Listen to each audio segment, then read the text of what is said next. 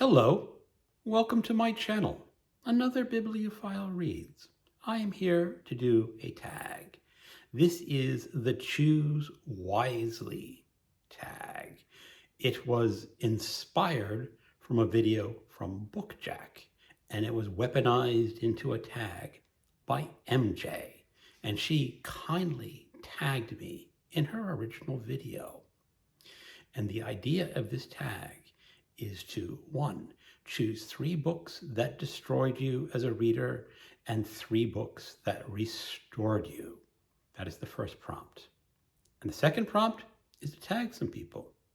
Not a hard tag to do. So what is the first book that destroyed me? Empire of Pain, The Secret History of the Sackler Dynasty by Patrick Radden Keefe. One of the major issues in the United States of America is corporate money in government. If a corporation or people have enough money, they can make a lot of influence on how laws are applied and made. And this happened with the Sacklers, who made a ton of money with OxyContin. And they had some very deceptive advertising and sales gimmicks that basically put this drug out to everyone. And despite their claims, this drug was extremely addictive and deadly. And it killed a lot of people.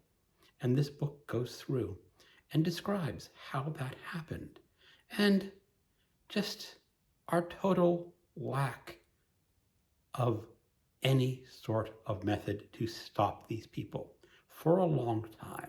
They did eventually get stopped, but it took a lot of effort and a lot of time to stop these people. And OxyContin is still a problem today. It's not going away. Drugs are a major problem in this United States and everywhere. But this book is about corporate influence, money influence. And it is just so disheartening to think about what money can buy. It can buy people dying, because if you pay enough money, the people running the government will not care how many people die. And that is devastating. And how we can change it? Not quite sure. And a book that restored me. Oh, The Complete Far Side by Gary Larson. This is all the cartoons that he published in the newspapers. And I have to say, he is my favorite cartoonist of all time. You just look at these. I mean, I just opened a random page. And what's best is that not only is he devastatingly funny, he can push the envelope. And I love it when he pushes the envelope. I can't find it now, but he has a picture of a little boy in a kitchen baking something, and the captions are like, God makes his first mistake, or something, saying that God couldn't make the universe right in the first try. Or the picture of a snake with a bulge in its side and an empty baby crib. I wish I could find it, but Gary Larson will always make me happy because he's Gary Larson. Second pairing, a book that destroyed me. American Crusade, How the Supreme Court is Weaponizing Religious Freedom by Andrew L. Seidel. The author is a lawyer from the Freedom from Religion organization, and he goes on to describe how the current Supreme Court is interpreting laws to favor their own religion. Now, I am not religious myself, but I don't want to adhere to the rules of someone else's religion. Here on BookTube, booktubers can be of any religion, and we should be able to get along and discuss books, no matter what a person believes in their personal life.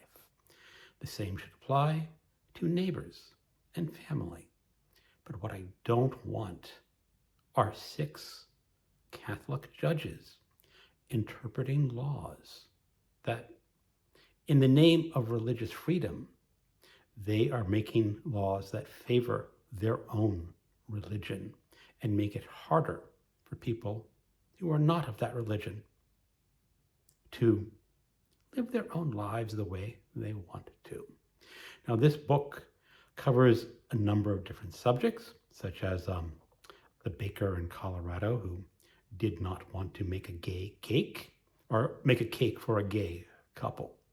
It does not touch on the more recent Supreme Court decision on Roe versus Wade. The book had already been written and sent to the publisher before that decision came down. But there is a coda that you can read online about that. I highly recommend it because it is frightening what a theocracy could do. And this book makes it clear that these judges would not object to a theocracy in the United States of America. And for the book that restored me, A Confederacy of Dunces by John Kennedy Toole. The main character, Ignatius O'Reilly, is the biggest, blowhard, most obnoxious, most frustrating character that you may ever read about. He is grotesquely obese. He is pompous. He is arrogant. And he's just plain nasty at points. But he is the most humorous character you will ever read about. Iggy at Levy Pants, writing his letter. If you read the book, you know what I'm talking about. You're talking about Iggy and the 10 inches of paradise, which is what he called his hot dog cart, where he sells hot dogs that are 10 inches of paradise, because his vendor is Paradise Hot Dogs. Oh man.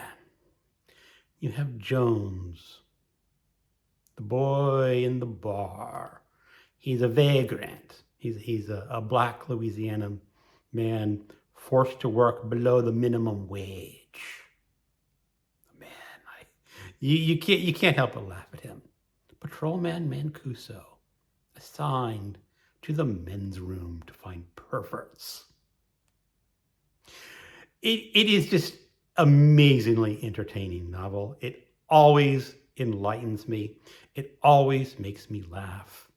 Iggy, yeah, he's a terrible human being, but you don't care that he's a terrible human being because, in a way, he is making the world a better place. At the end of that book, you have to ask yourself, are all the other characters, except Ignatius himself, better off? I don't know. Maybe so, but read it. If you haven't read it, it is just one of the most hilarious books that you can ever read. Third pairing. I don't know when the last mass shooting was in the United States. As of this recording, I think it was Nashville, where 9 kids died, or some kids and some parents. But you know, they're dead. And we have so many mass killings in this country, I can't keep them straight. They are just noise in the background. But you know something? Those 9 people, those 9 kids, they're never going to get to fuck. They're never going to get to drink. They're never going to get to travel. They are never going to go do whatever they want to do because they're dead. They were killed by gunfire, by a mass shooter. So I want everyone to know about a book, From a Taller Tower, The Rise of the American Mass Shooter by Seamus, McGraw. This is not a book that advocates gun control. This is a book of history. This is describing mass shooters in the United States of America from 1966 up to the most recent shootings. Now, this book is a few years old, so he's missing a whole lot of dead people, and that should upset people too. It's not the author's fault, but it should upset you as a reader and make you mad that in this country, people are getting gunned down and lawmakers are doing bupkis.